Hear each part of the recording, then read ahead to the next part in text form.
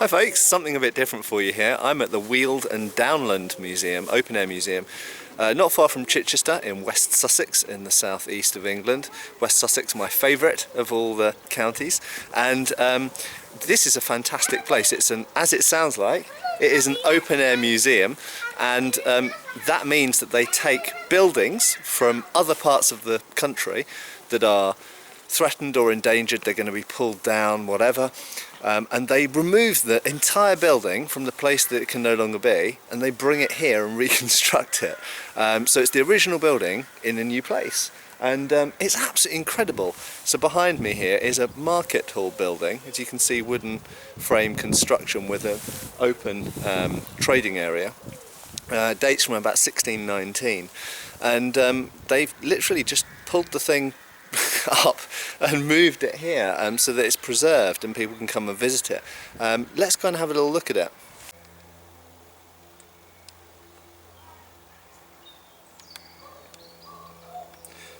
So it's a market hall from Titchfield in Hampshire.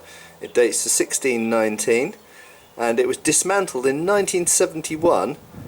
You can see a picture down here of the state it was in before, and then it was brought to here, to the Weald and Downland Museum in 1974, 3 years later, and re-erected here, and it's been restored, and it's amazing. Look at all of the massive, I imagine, oak beams holding up the structure. Obviously by modern building standards this is small, but you know, in the 17th century most buildings weren't as big as they are now, obviously.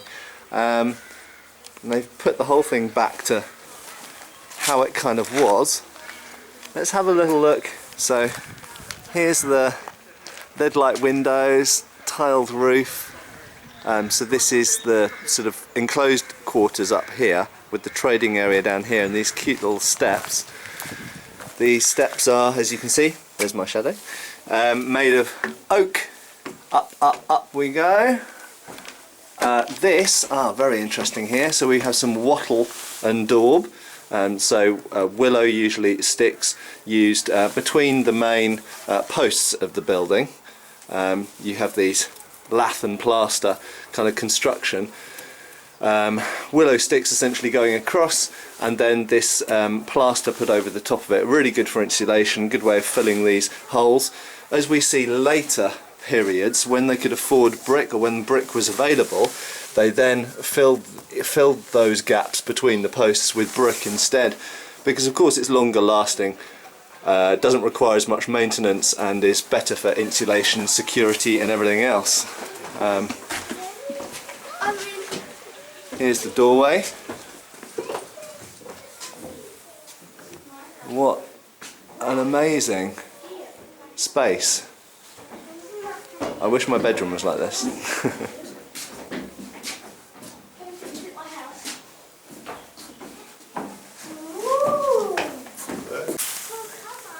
I think an interesting thing which people maybe don't realise who haven't been in these sort of historical buildings is security is fairly light. By nature it has to be on these kind of buildings. There's not an awful lot you can do to secure them. If we just come around here and have a look at the door down here, you've got a latch there, but it's not the sort of space that you can secure in the way that you can secure a modern property. Obviously the doors and the windows and everything else are easier to break into, but having said that, in smaller communities where everybody knows each other, there are other ways of ensuring security of your goods and property, and traditionally a large dog was often the best form of security for houses. Mastiffs in the medieval period were often left tied outside the front door. So this space behind me, as you can see, it has a door which is lockable from the outside. You might think, why would that be? And it's essentially got bars or posts along the side, and it's underneath the oak stair going to the upper story. And what's interesting is the theory is that this is known as a lock-up, and essentially yeah, it's a kind of makeshift jail or holding cell for wrongdoers, for people who've done naughty things. You can chuck them in there and lock them. Now, whether that's actually how it was used, I don't know, but that's what the sign on the wall says. But an interesting space nevertheless, even if you're just going to keep maybe a few animals in there. It's a secure space, and they really make use of every alcove, every space in the building. As you see, it's not a really big building, even though by village standards of the 17th century it's relatively large. But that space in there is a useful, secure space that you can put all sorts of things and have some form of padlock on the outside to keep them in there and secure.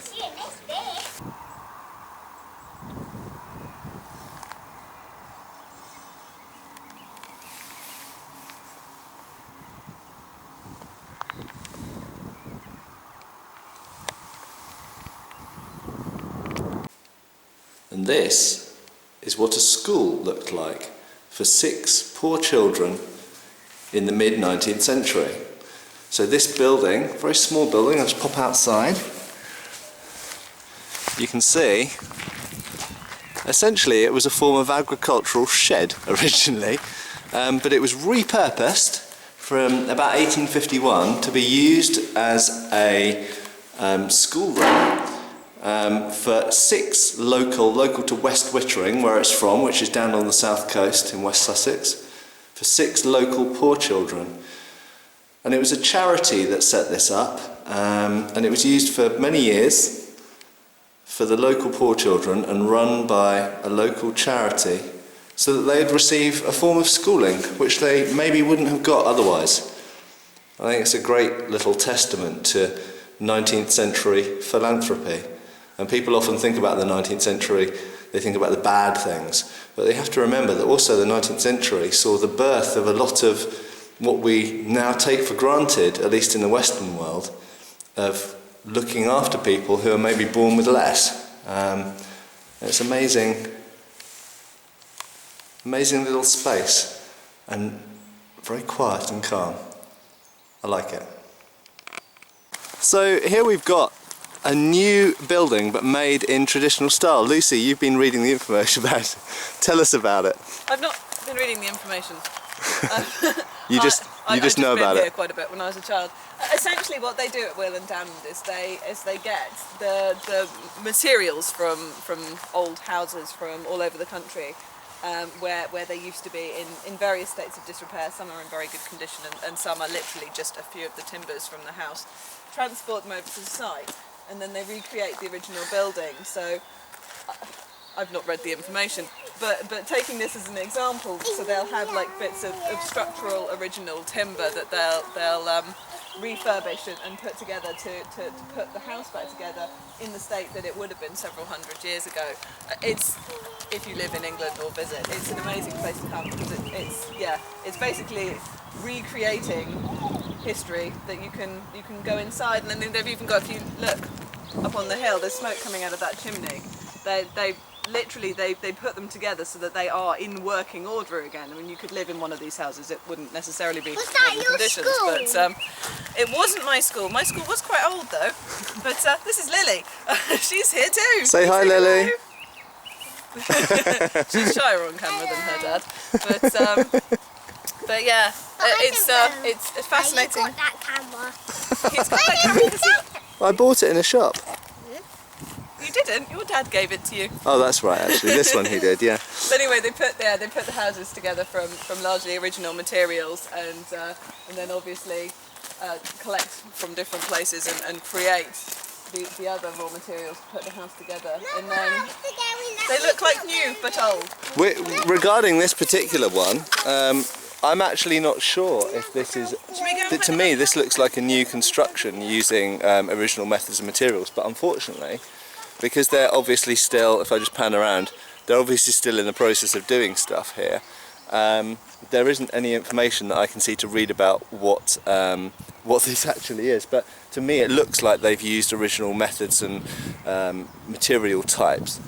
But it looks to me like a completely new construction. If there are original elements in it, I don't know, but if there are original elements in it, they've done an amazing job of making it look like a new build. But I think it's a great, there's a castle in France called Guédelon, and it's being constructed using all original methods, and it's an amazing, you know, it's experimental archaeology, and it's an amazing thing to do, and it teaches you so much about why these buildings are built like this, and also helps you analyse the original examples. But anyway, amazing thing. And this site, I'll walk while I'm talking, this site, the Weald and Downland, is currently going through a process of sort of, I suppose, refreshing and they're adding some new facilities in here. I think this is probably part of that.